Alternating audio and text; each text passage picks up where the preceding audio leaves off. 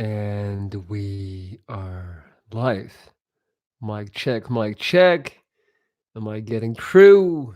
Welcome back, everybody. Happy Sunday, happy January. I'm just trying something out. Just trying out this new microphone. Can somebody tell me? Hi, Love Stool. How are you? Welcome. How is the audio? Can you hear me clearly, or is it the same as always? Or is it slightly better? Freestyle. Well, I'm not going to freestyle right now. For those who are new to the concept, on these lives, I try to offer people the possibility to come with their issues, to talk about their problems, whatever they're going through, and then I will try to solve it. So how's the audio, guys? Is there a difference when I do this? Is there a difference? Is it getting louder now? Is it getting louder or not? It's all the same or not? Let me know. Let me know. Is it getting louder? I'm just tweaking a few settings. But the audio is good, right? It's better. So it's even better now. It's even better now. It's even better now. Keep telling me. Apologies for the people who are watching this delayed who are not live. But I just want to make sure that my settings are all the way properly functioning. It's good. Is it clear? It's loud. It's too loud. It's not loud enough.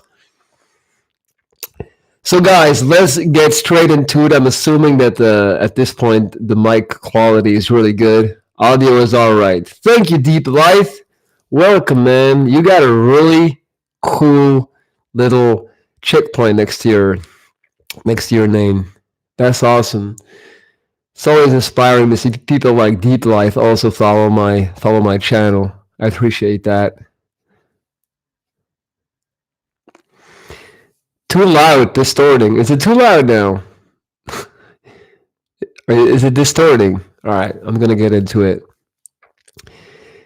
Hey man, last time we talked, I lost 8 kgs. It echoes that audio is fine. Okay. You lost 8 kilograms. Congratulations, buddy. Very proud of you. What's up, John Jerry Raymond? Love and Life, $500 mic. Not really. Deep Life. You had a video hit 1 million views, man. You gotta tell me the secret, man. Honestly, how did you make that one happen? Thank you, man. I really appreciate that. I one time had a video go semi-viral and it got about 600,000 views. I remember those 3 days. I could barely sleep. It was an exhilarating experience. Like I just found myself constantly checking my views and like my live views to just watch it pour in. I can imagine if you have a video that hit 1.1 million views, it must be one of the greatest feelings you can imagine for being a YouTube creator. So that's awesome, man. Congratulations. I aspire to get to that level. You're very inspiring, bro. You inspire me to make art. Thank you so much, Deep Life. I really appreciate that, man. I'm trying, dog. I'm trying. I gotta be honest with you. Like, I get a lot of pushback because I'm not at that point yet in my YouTube career where the views and everything are coming that easy. So my real life surroundings, I know I have a lot of people looking at me like, what the F are you doing with your life, man? People love to watch the numbers and love to stay up to date. But I will tell you guys something, right? The way I look at it is, I feel like if you can inspire 500 people or even 50, if you can get 50 people to say, like, look, watching your video really had a really big impact on my life. Um, your video helped me to not commit suicide. Your video helped me to get back in the gym. Your video helped me to get out of my toxic relationship. I feel like if you can do that with 50 or 500 people, which is like the scale I'm at right now, um, you can do it with 5 million because people are not that different. People in general are people. So if your formula, if your content works for a certain, for a certain amount, um, you can do it. Deep Life. No subs or views don't matter. What matters is your content, which I like. Most people with 1 million subs, I don't even watch. I watch quality people like you. Thank you so much, man. You really don't know how much that means to me. I wish I could say something more than thank you, but that really means a lot to me to get respect from peers such as yourself, from big successful channels such as yourself. It really helps me a lot.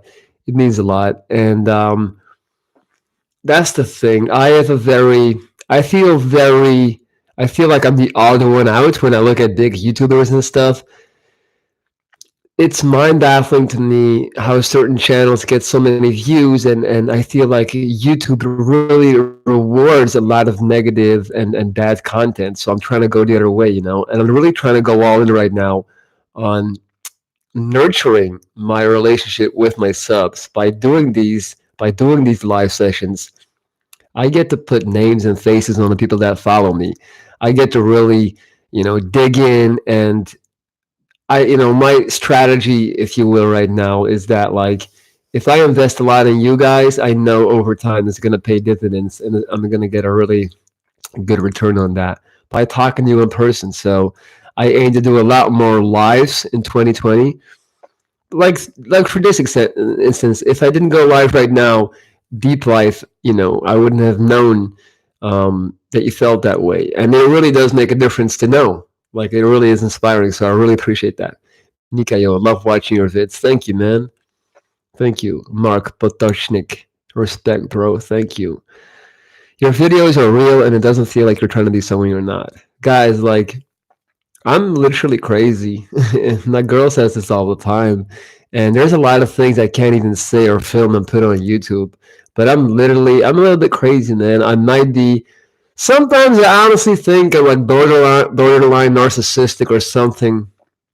But then again, I have too much empathy for that, I guess.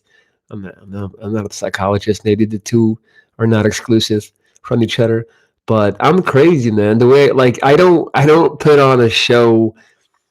I mean, obviously, I'm able to act normal, and I'm a very chilled out guy most of the time. But, like, I don't have to put on an act when I'm making YouTube videos. Like, when you see me screaming and hollering, like, that's basically how I am at certain points of the day. Of course, not all the time, but it's. I feel like sometimes when I watch other YouTubers, like, I've met big social media personalities, I've met big influencers, and they never turned out to be the way they were portrayed, especially the Instagram ones. I found that the people that are huge on Instagram, obviously, I don't want to generalize, just speaking from my experience, the people that I met that are really big on Instagram were very awkward and weird in real life. You can tell that they're just used to having this thing, with the phone where they're in charge. But when you put them in the context of the dynamic conversation, where it's kind of like, well, we're in an equal playing field now. Like, it's not about followers or likes. I have found that a lot of them are just socially awkward. Whereas me, I, not to toot my own horn, but I thrive on social real life interactions. Like, I love going to places all by myself and just, like, picking up conversations, talking to people. I'm a very social, outgoing person. So, deep life. One tip. This is good. This is good. I need tips, deep life. I need tips from someone getting a million views per video. One tip I'd like to give you to. I'm fucking this up. One tip I'd like to give you to. One tip I'd like to give you is to grow and stick to a niche and follow the industry leaders what they're making to get maximum views. Yeah, you're fucking right. You're right, man. I'm too over the place sometimes with my content.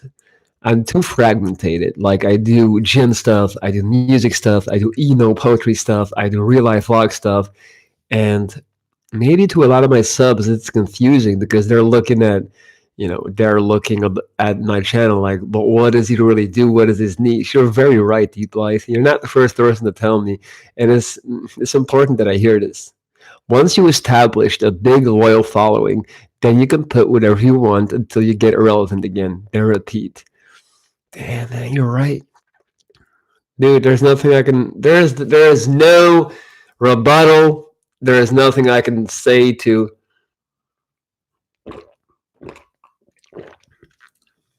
I can't deny that. You're right, Deep Life. I gotta be more pragmatic.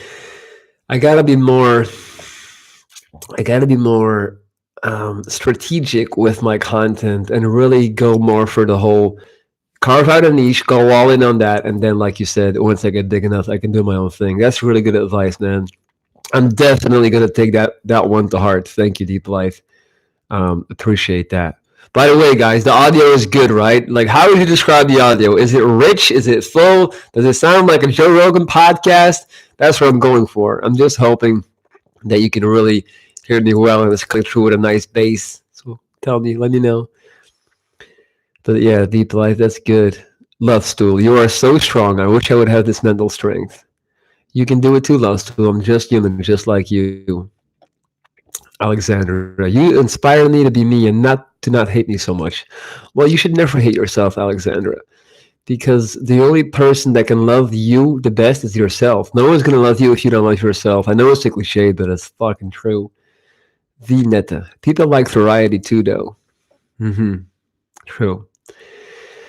Mikhail, it's not always about a big following. People are drawn to YouTubers with integrity. Yeah, but on the integrity side, like I've always said, like I don't mind, doing marketing ploys or using clickbait or doing troll techniques to get views. I've always lived my life by the end justifies the means. So, oh, I'm a bit overblown regarding audio. Thank you for telling me. No, no, I just gotta turn it down. I don't think I'm too close to the mic. I just think I gotta turn down the gainer.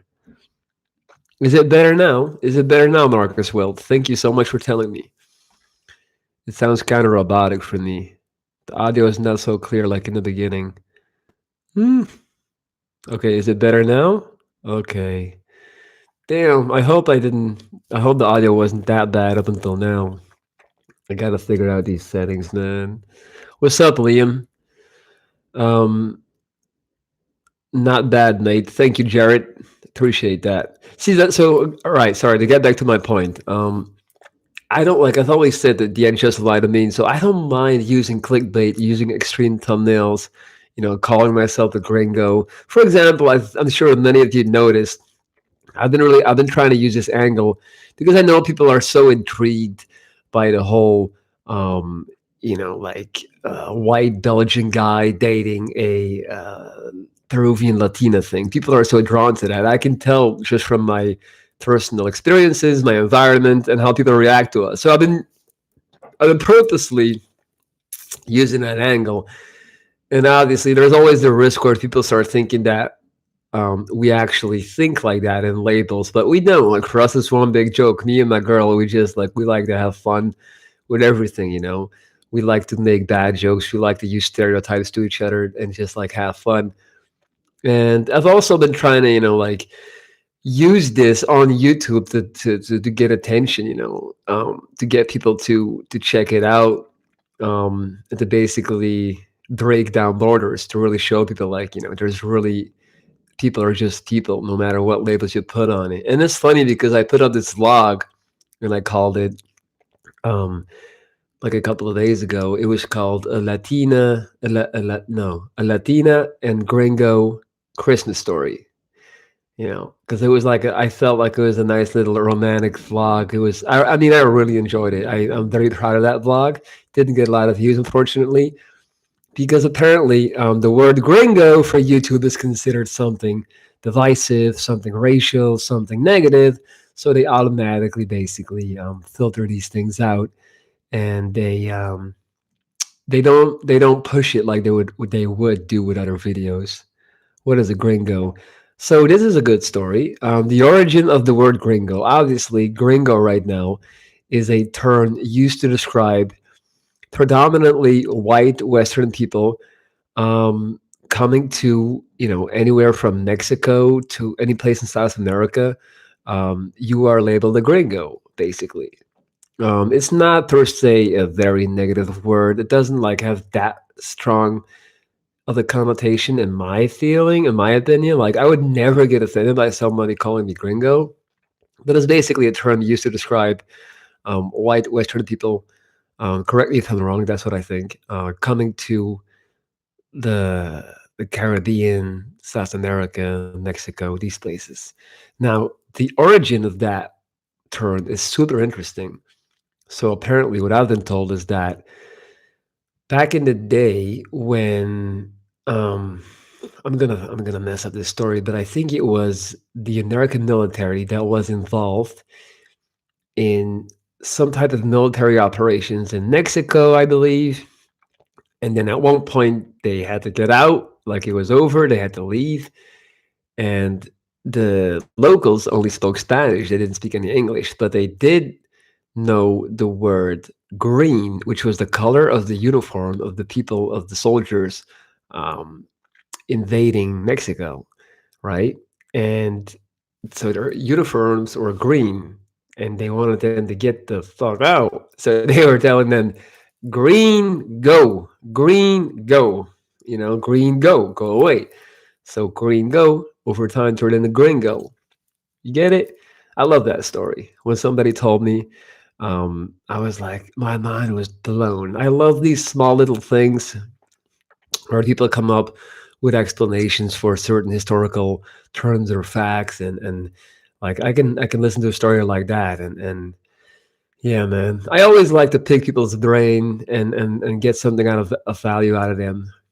I was talking to this old man a couple of days ago that actually lives in my street. I've known him my whole life, and he told me something, man, and it really resonated with me. We were doing the classic, wishing each other well for the new year thing, and he said, good luck. And he said, good luck, you know, you already have half of your good luck. It's already there. You have it. It's in you. It's like, and by that he means it's how you choose to live your life. It's how you make your decisions. It's the person that you decide that you want to be. It's your outlook on life. It's your decision whether or not you want to be negative or positive. That 50% is already in you. You know, half of your luck you already is up to you. Is in your control. And then he said, the other half you gotta buy. And I was like, damn, that's the realest shit I ever heard. I loved it. I really loved it. It is so true. Like, yes, 50% is indeed how we look at it. But the other half you gotta buy. Like, it's so much easier to be happy, to have a good life if you have the financial means. Like, this old saying goes, I'd rather cry in my Ferrari than on the bus. It's a little bit too black and white. Obviously, that's not really completely correct, but the general gist of it, I do agree with. Um, in this time and age, we need financial stability and means to have a happy and fulfilling life. It's become very hard to to participate in society and not have money. So that really made me think. And it's very interesting that the older I get, I'm 31 now, I'm turning 32 this year. It's very interesting how everything is kind of my mental outlook is changing. How I'm looking at traveling is changing. Like, I used to put traveling as the most high. Like, traveling was the most you know the best thing I could ever do, because it was a direct investment into my curiosity, my experience, my wisdom. And I traveled a bunch, and I'm still going to travel a bunch, but I do feel like I'm getting at a point where I'm looking at traveling sometimes, like, especially in Bali, Indonesia. I was like, I could, after you've seen a couple of temples and a couple of screensaver like beaches, it's kind of like it starts wearing off, and it's like, what's next? And people are just people wherever you go. You're gonna be surrounded by people. So it's a very I'm definitely starting to appreciate Europe a lot more recently due to other reasons. Guys, let's see. We got 7 people online. Let's get some questions going, man. Let's get some things that you want to talk about. You're actually good at telling a story. Thank you, man. I try.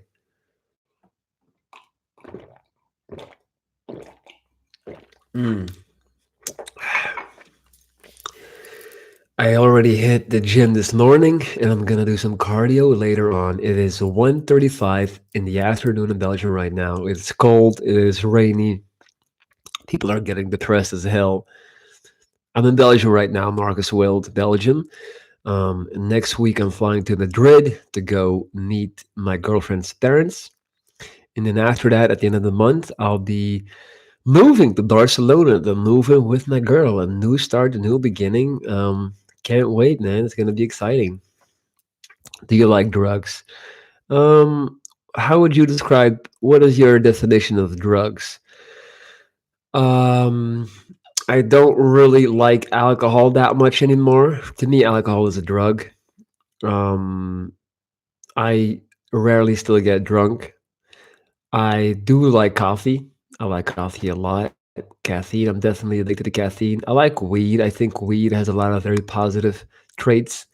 And the only thing with weed is it's addictive and it's hard for you to balance. So I find myself binging and then stopping. But overall, I really appreciate weed and what it does for me in terms of like changing my perspective, helping me think about life.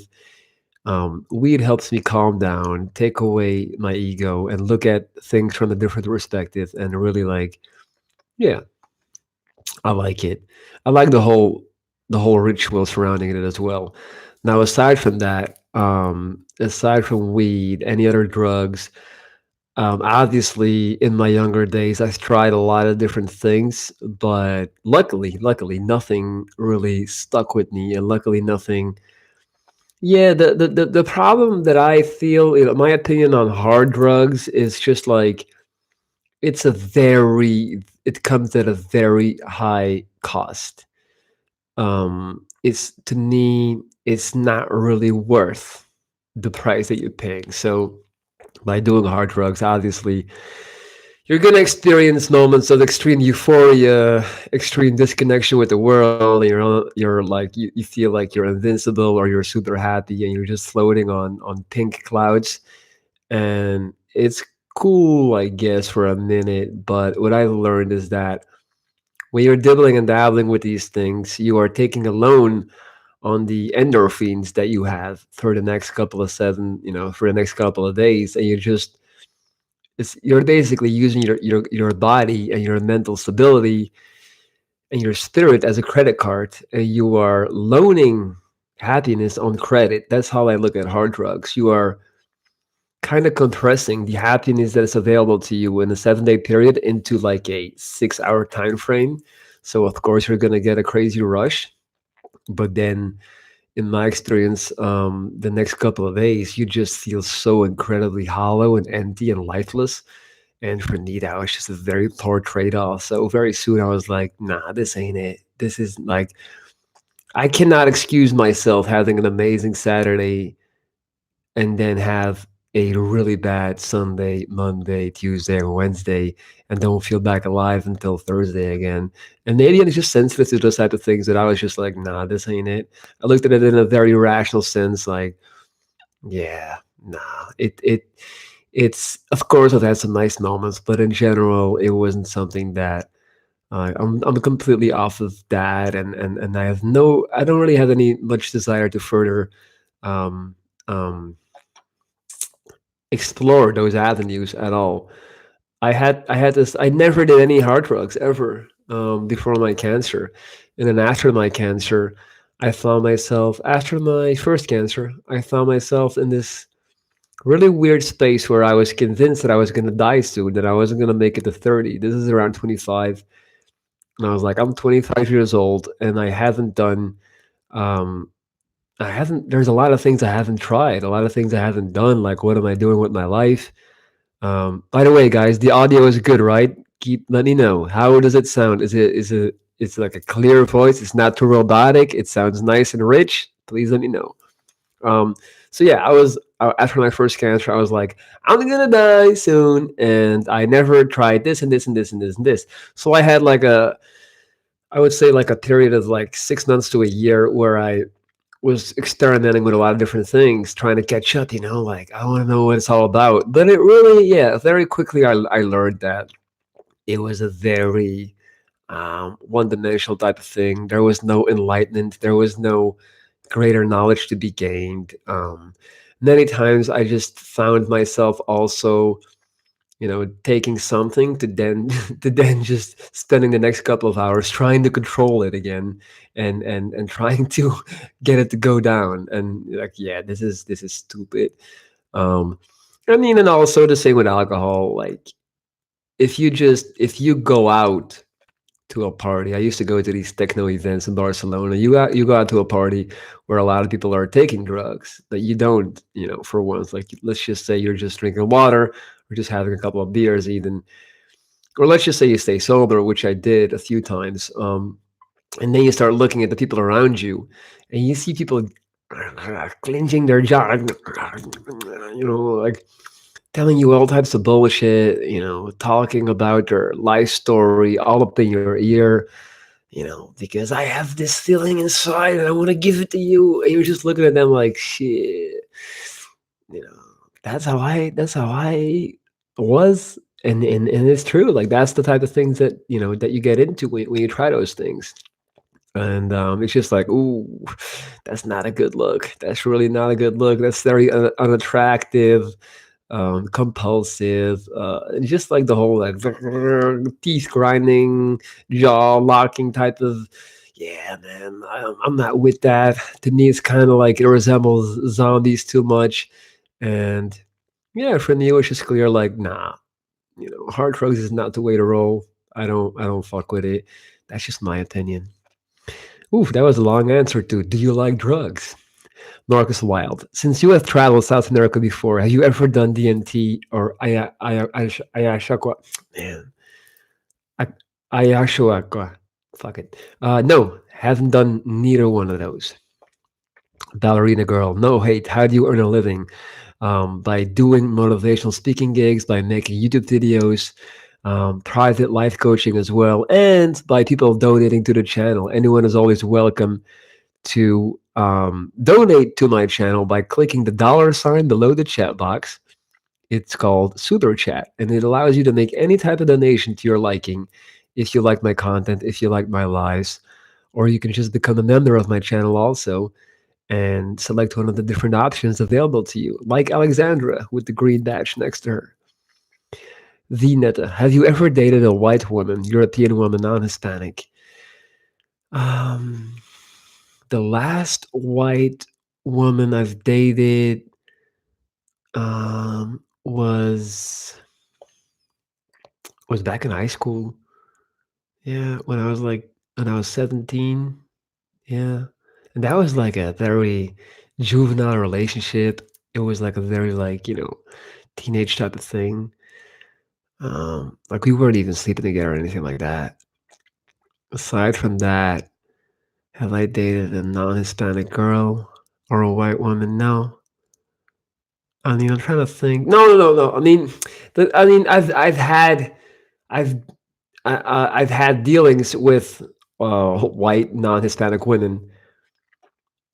Dating, what's dating? You know what I mean? Like, I've been with girls that are non-Hispanic, obviously, but at the same time, I do obviously have a preference. I certainly have a type. I definitely have a type. I'm just gonna leave it at that.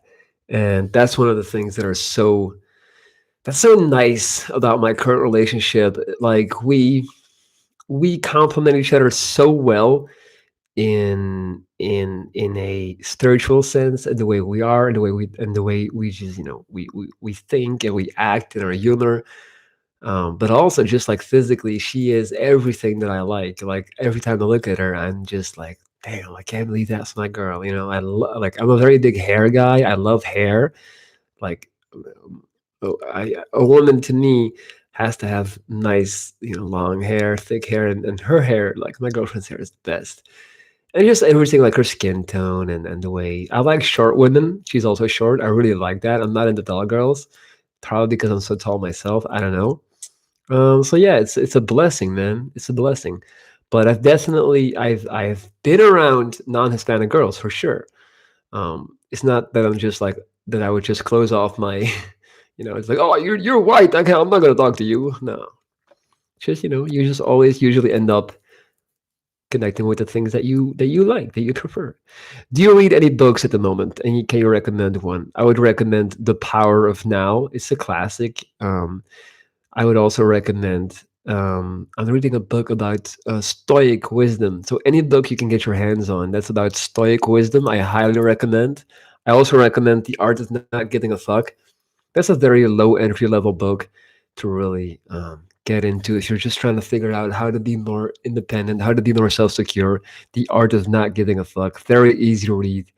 And it is good, man. It has a lot of gems.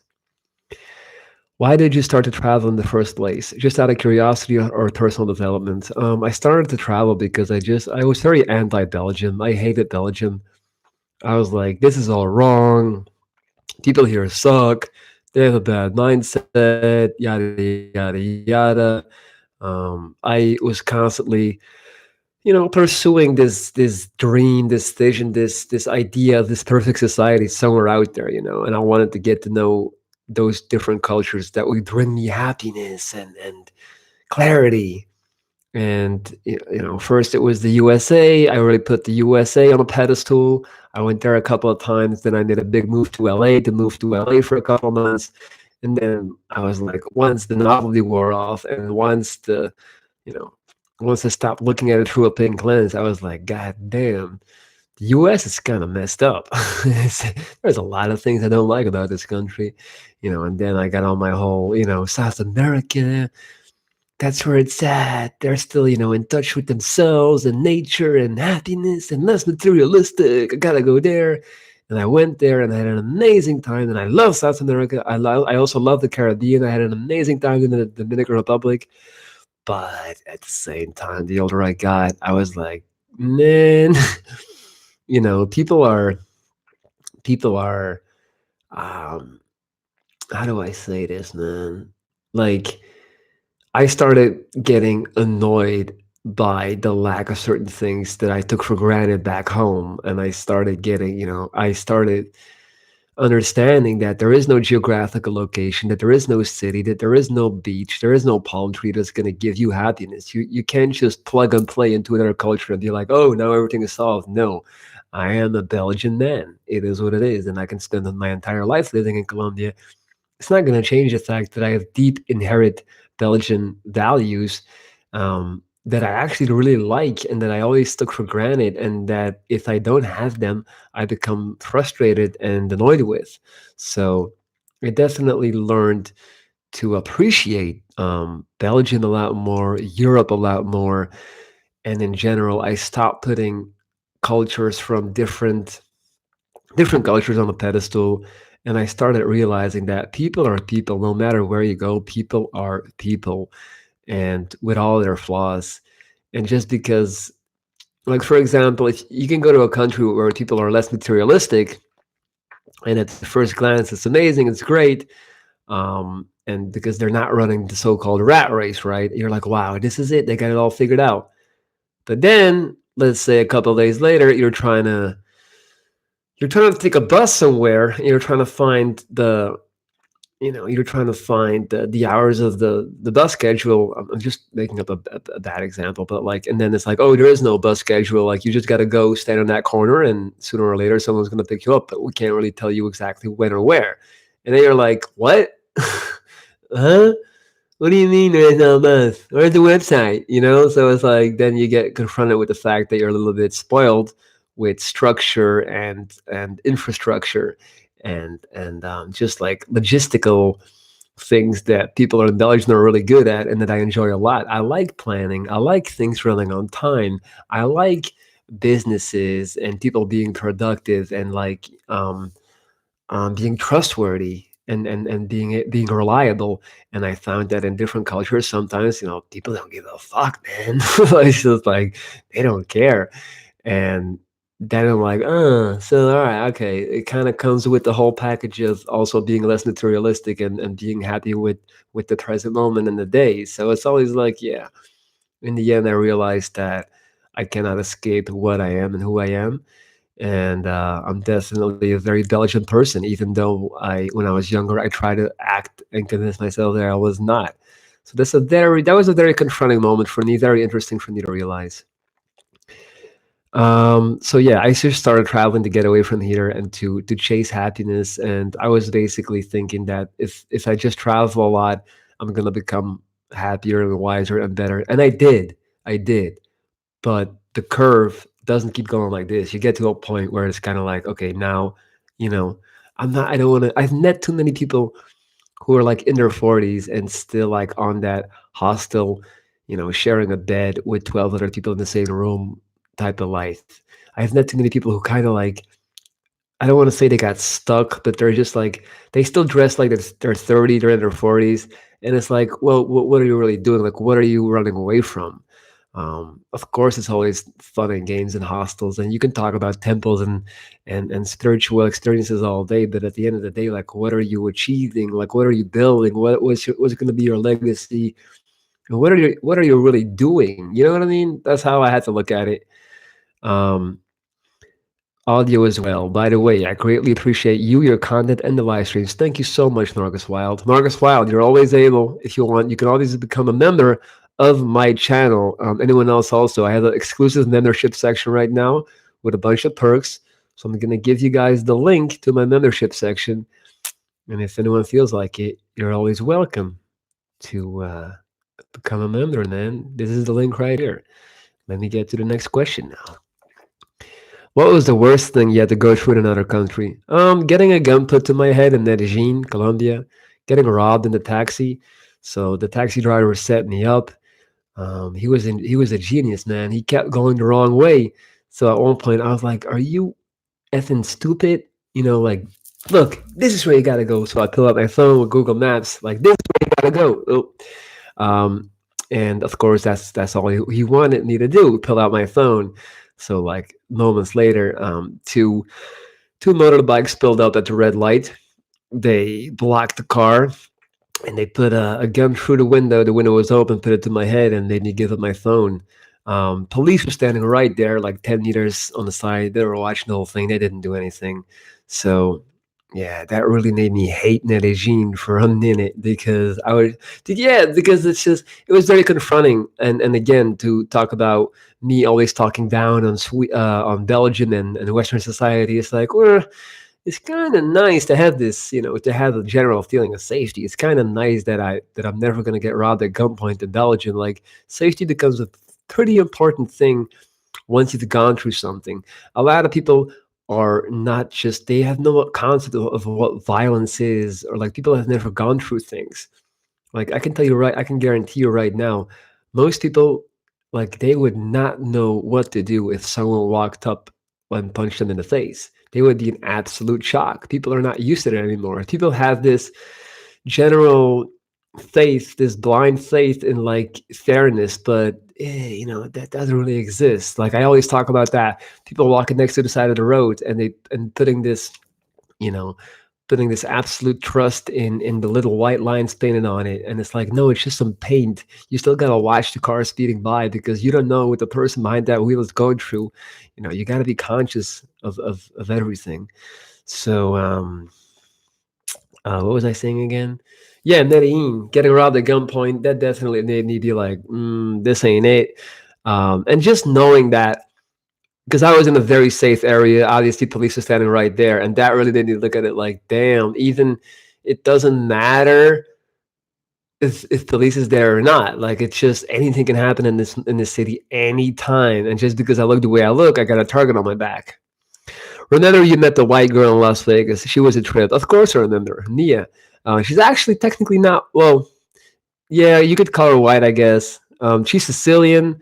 Yeah, she's a extraordinary personality. That was a funny. That was a very interesting experience. One that I absolutely don't regret. But I had to go through those phases, to be who I am today for sure. And I don't regret any of it. VNet, your partner is beautiful. She sure is. How do you balance red pill ideas and having a relationship like yours?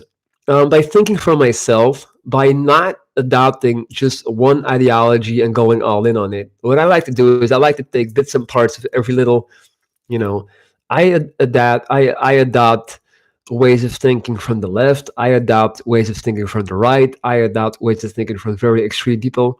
But I just take what I like from them and I put it in my own little box. And I create my own vision, my own religion, my own whatever you want to call it.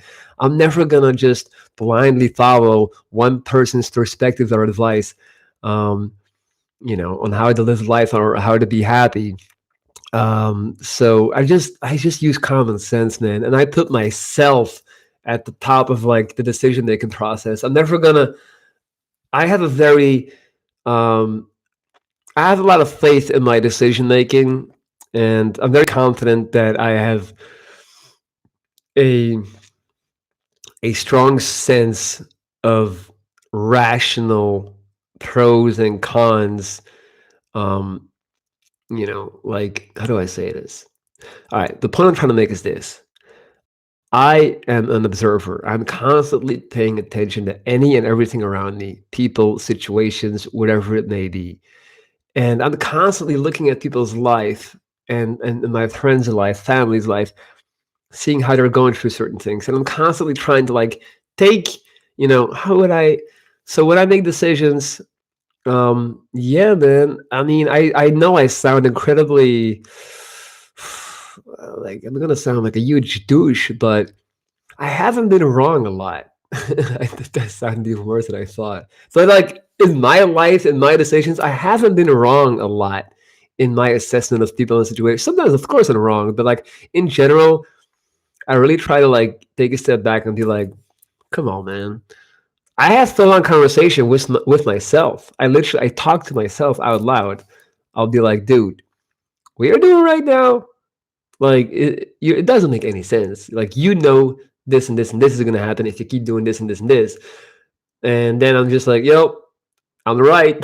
So, yeah, and it's a really nice way of living because I never have the reflex to go and run to somebody for advice because I just think about it myself, and the more I do it, the more secure I get because I know who I am, I know what I want, and yeah, I don't know. That's just kind of how I operate.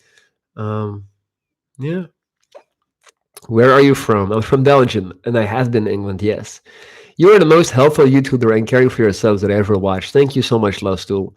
I was thinking about videos that would get views. When I asked you about white women, why I prefer Hispanic women would get views. Huh? Yeah. Well, I'll make that into a question. By the way, hi Rebecca, hi Draxon's Ways, hi Lisa Carter. Why I prefer Hispanic women? See, I don't want to. I just like what I'm not gonna talk about preferring. I like that Hispanic women have a very strong feminine side to them. There's so much woman. Not to say that Western women are not women, but like they're very like. I guess maybe you could say they're more girly in a sense, but I also feel like they're more touchy. They're more caring. I don't want to get too much into it, but for example, I'll give you guys.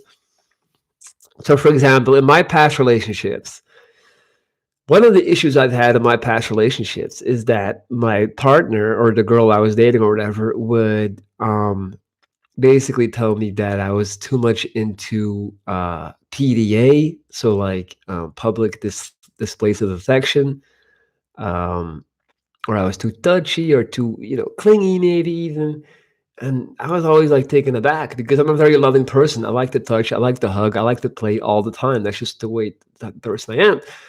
So yeah, a lot of times I felt like I was the one, it wasn't really reciprocated in my past relationships. I was very like hands on, and the other person was more like, nah.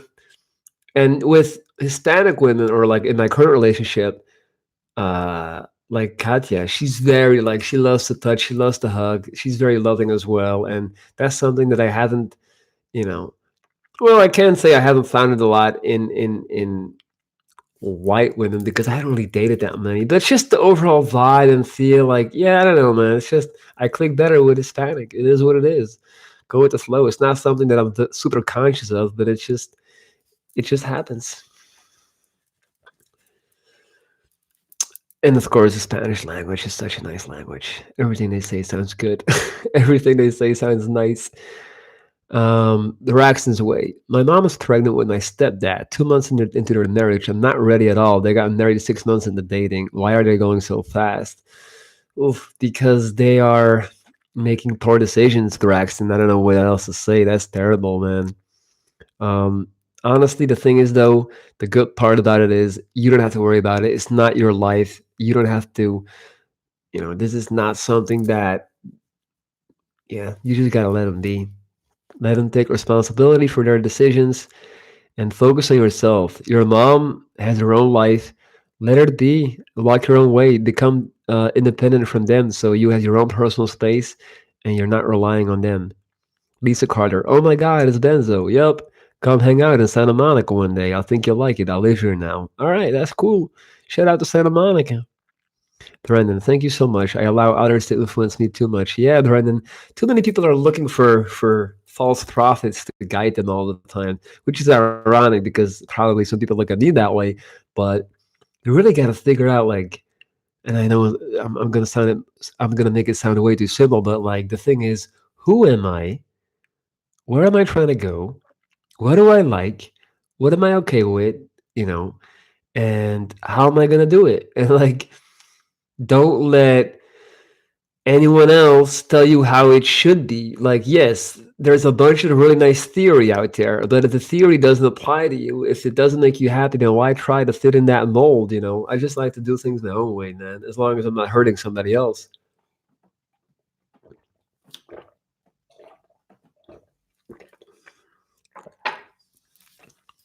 Talking to yourself works. My neighbors think I'm insane because of it, but hey, it's me. Erdem Turk, how do I get over the feeling of impotency? Impotency. What do you mean by that impotency? Let me Google it. In Because I'm not really sure what you're trying to say. I mean, dude, impotency is not a word. It literally is. That's why I had to Google it because I was like, are you talking about being impotent? Impotent means that you're not able to get an erection, right? So how do you get over the feeling of not getting an erection? Uh, yeah, you're gonna have to rephrase that question, I think. Jerry Muhami, hi Wound of Viking. Hi Jerry, how you doing? Chills. How would you handle a best friend's partner not liking you? I don't get invited to any parties anymore, and she only sees me for catch-ups without him. It's really affecting our friendship. How would you handle a best friend's partner not liking you?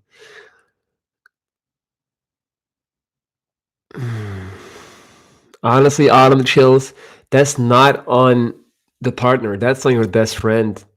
It's your best friend who's got to solve that problem. It's your best friend who's got to figure out a way to still include you into her life. Don't blame. I see this all the time, right? People start dating and then they kind of disappear, like they are no longer with their friends. Friends don't see them anymore, and people always have this initial reaction to immediately start blaming the new person, start blaming the new boyfriend, start blaming the new girlfriend. Oh, they changed them, they manipulated them. Let me tell you something, guys. In so many cases, it's really the person, it's your friend who wants to make those changes, and they were waiting on a facilitator to help them facilitate those changes. When people stop seeing you because they had a new boyfriend or girlfriend, it doesn't mean that they're being manipulated by that person, by that boy or girlfriend. It means that they wanted to stop seeing you for a while, but they didn't have the luxury of doing so because they didn't have any other options. That's what it means. If they still like you, they're gonna see you regardless. That's how simple. That's just how it is. Um, it's so crazy, man. Like I remember I had a friend of mine who was in a relationship, and then the friend was always trying to meet her friends, and she was always like, nah, this and that, like always some excuse. And then one day comes to find out that all of her friends were blaming him for supposedly changing her and manipulating her, when he was just like, huh? I didn't even really know you had friends because I asked you so many times to invite them to bring them over, but you never did. Like, it's usually it's not the new person, it's your friend who is doing it. So autumn chills. If if it's like this, then it's like this, and you gotta cut them loose. Let it go. Let it flow. No sense in fighting it. If things when it comes to people and like relationships and love, yes, hard work and like of course. But if it takes too much work, in general, my rule of thumb is if it takes too much work, if it takes too much effort, then maybe it's just not a good fit, man. Let it flow. There's 7 billion people out there. Like, why get tunnel vision on, and why become dead set on maintaining those friends that you've had your whole life? Because we grew up in the same geographic location. Like, who cares? Marcus Wild. Of all the places you traveled to and experiences you had there, which country, what experience taught you the most, brought you the most wisdom? Ooh, that's so rough. That's so tough. Oh, god damn. That's such a difficult question, Marcus. Right off the bat, it's hard for me to really like envision this one moment where I just had this epiphany and been like, this really changed my life. I'm trying to think.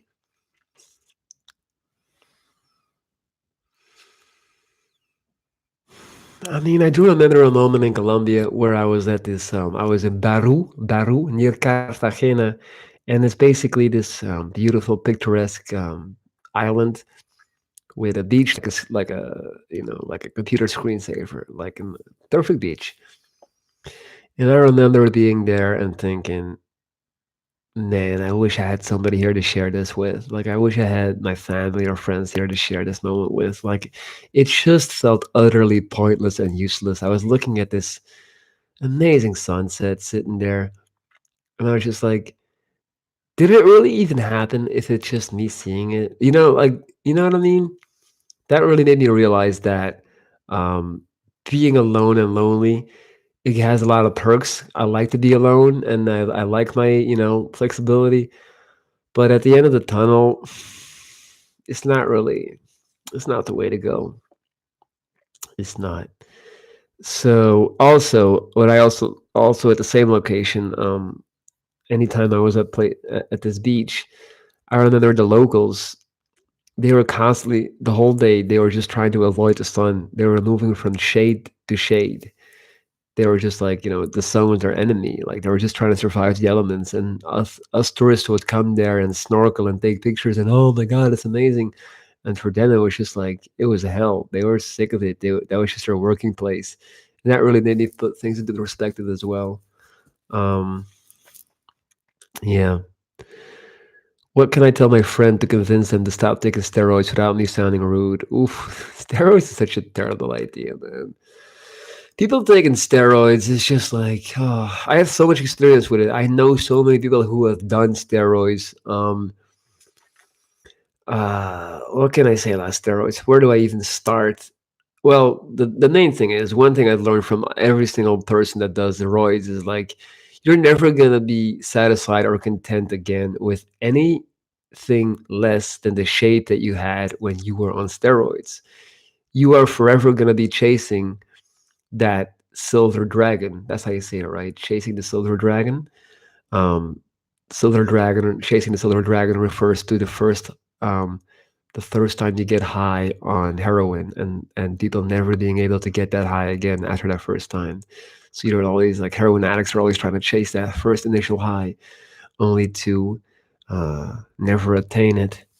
And it's the same with steroids. Like you get so big, you become superhuman, but then at one point you're gonna have to stop taking them, obviously, or and then you just shrivel and shrink away. It really does go away, guys. Like I've seen it. I've seen people transform, man, in both directions, and then you're just kind of like, imagine just going to the gym every day and growing. Like you're watching yourself grow. Every morning you wake up, you're like a tiny bit bigger, which is crazy. And you go through this for like a couple of months and you're just getting fucking huge. And then one day you stop taking it and you gotta go back to working out, not getting a pump because you didn't get enough carbs in.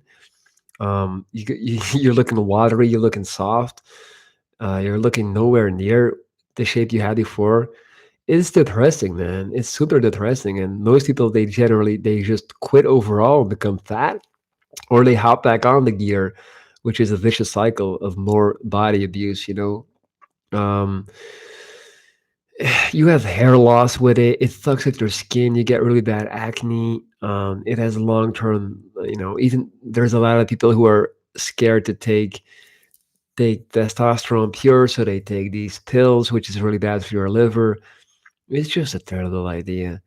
It's just overall terrible idea, especially if you're not. The worst thing is people taking steroids whilst not getting paid for it, not being with professionals, not competing in anything, not being an athlete or being in photo shoots. Just like you're taking steroids to be the biggest guy at the bar. Really? Like that's, you know, that's your frame of like reference for success. So you can be, so you can wear an extra large shirt and still look buff. And you can, you know, you can be at the bar all night holding your beer like this because you want to show people your bicep, because this is how it is. This is how people who are obsessed with the gym are. Like it's just like anorexia. It's body dysmorphia. It's bigorexia. And it's just people constantly, like I know so many guys, it's like the easiest way to fuck up their day. It's so easy. You just go up to them. You're like, did you lose weight? Are you on a diet? And then they go ballistic. Like just tell them that they lost weight or that they lost some size, and you fuck up their whole week because it's so easy because that's all they care about. And yeah, this is just something. Yeah. I will say this. I do think TRT, which is testosterone replacement therapy, something people take at a later age when their testosterone levels get very low. So then, under doctor supervision, they are given testosterone to feel better again, have more energy again. This is something that I could find potentially interesting to do, like in your after your 40s or something. I don't know. I know Joe Rogan does it. TRT. You can Google it. I think it's a very interesting concept. But yeah, I mean, steroids in general, big no no. All right, guys, we are 57 minutes in. Wow. So I'm gonna leave up this episode so you guys can check it out because I feel like we talked about a bunch of interesting topics today.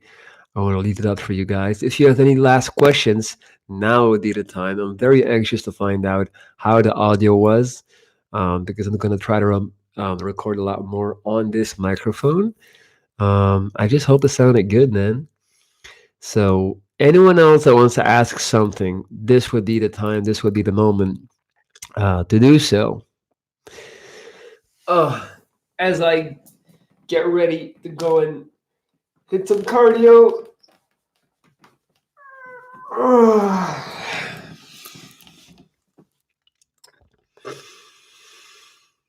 Mm, it does sound good, fella. Much love. Thank you, Dezid. Thank you. That's cool. That's cool to hear. Thanks, bro. Have a wonderful day. Audio was great. You do running for cardio. Yeah, I try to do gym every day in the morning.